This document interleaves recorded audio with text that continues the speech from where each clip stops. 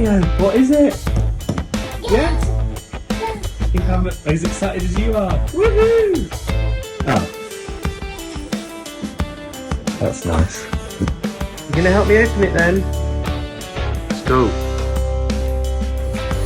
Get off my box, mister. Hey, get your bum off. Here we go. Oh, PRS guitars. So here it comes, look. Oh, let's rest that there. Get a good look at this. Sick. Look at that. Woohoo! That's where the whammy bar's gonna go. Hello. Well, that is a thing of beauty, I must say. Yeah, what do you think? Oh. Do you want one? Do you want one? When you're older.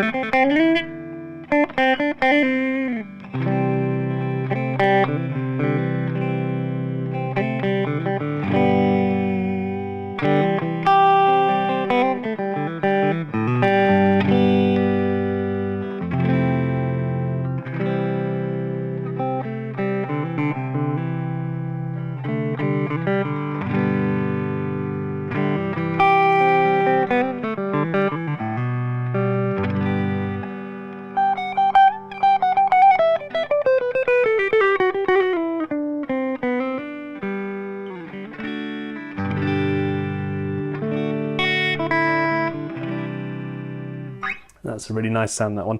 Right, it's going to get a bit more heavy now.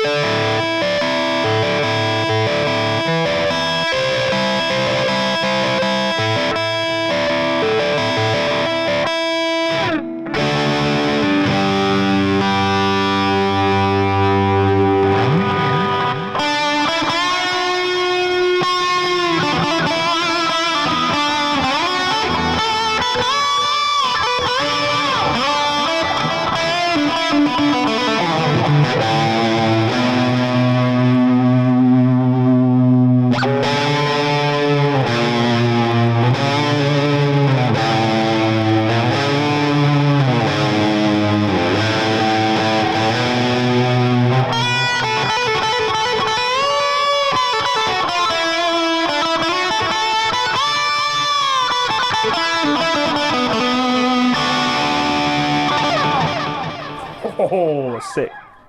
There's a few things to mention then about this. You want to have a look at some of the specs. I'll put them up there for you. The most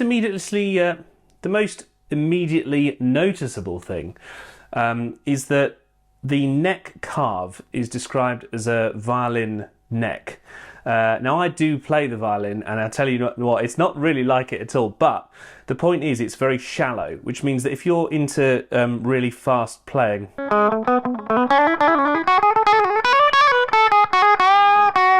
it's really much easier to do that than a kind of thick, heavy neck. The reason is because you can get your fingers nice and close, which I actually really like. All the Gibsons that I have, the three on the wall, have quite chunky necks. So this is a really lends itself to kind of to the Mark Tremonti style of just going super fast.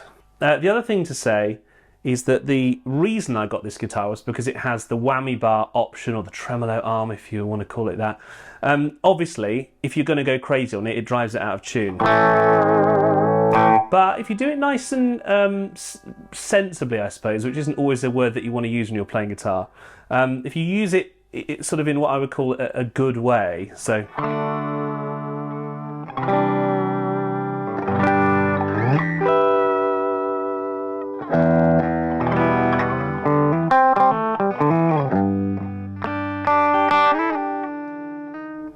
You've got that kind of versatility, and also it does stay in tune pretty well with the floating bridge, etc. Now you don't actually have to use it, you can just take it out, but I would say that it's a really nice tremolo arm. I was actually looking to replace it with a black one, but it doesn't seem like you can get one from PRS or anywhere, so I was thinking about spraying it, but I'm not 100% sure. The pickups, I mean, you've heard what they sound like. They're really epic. I'm just going to give you a little comparison with the unhinged / Gibson Les Paul in just a second, just to show you the difference here. But the thing I would point out, if you are thinking of getting one of these, is that the lower notes, where normally on a Gibson, if you're playing with a lot of distortion, you start to hear just a lot of muddy sounds. The PRS, it's clear as a bell. I mean, it's almost like it's less unhinged, it's less off the hook than the Gibson Les Paul, but that might be just exactly what you want, because you can really hear some of the lower to middle tones.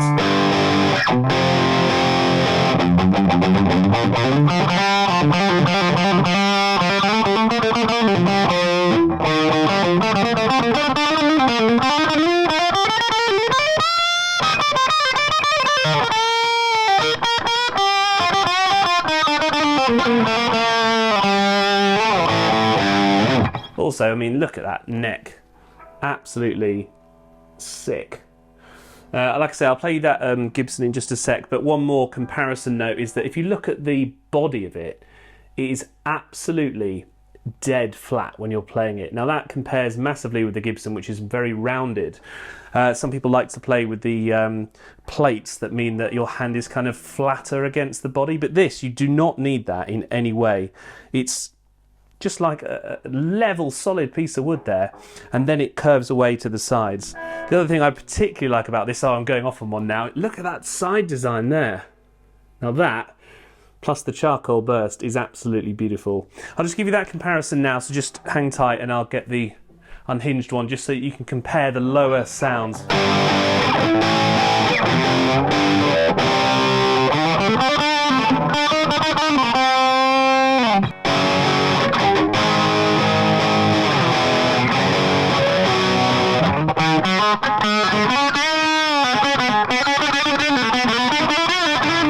Slightly more off the hook there. I think that's to do with the nature of the pickups, but also just look at that body again. Like I say, it's really curved. Hopefully you can see that compared to the PRS. So quite big differences actually when you think about it.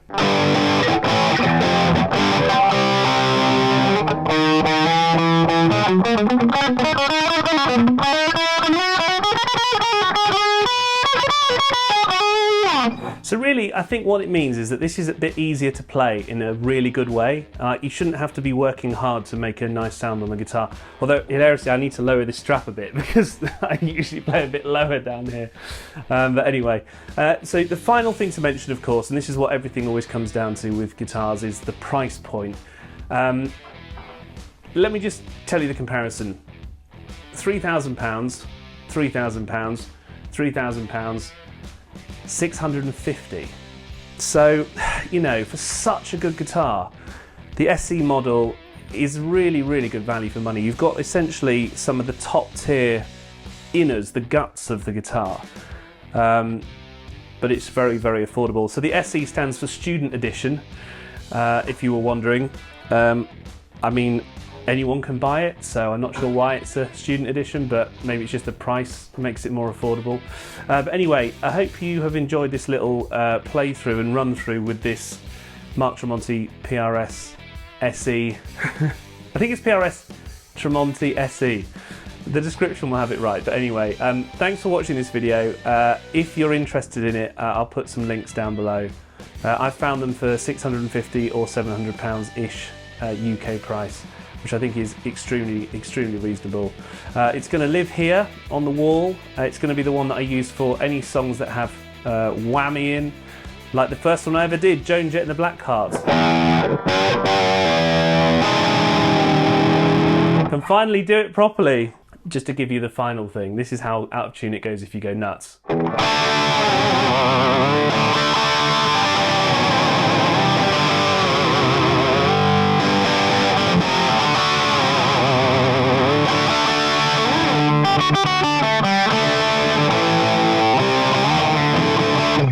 Not really that bad if you're going to go crazy. So if you're a Jimi Hendrix fan and you want to go nuts on those strings, or the other way.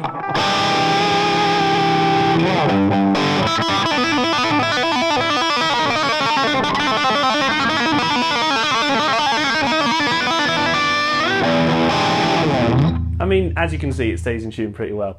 Anyway, thanks for watching. I hope you've enjoyed this, and we'll see you next time.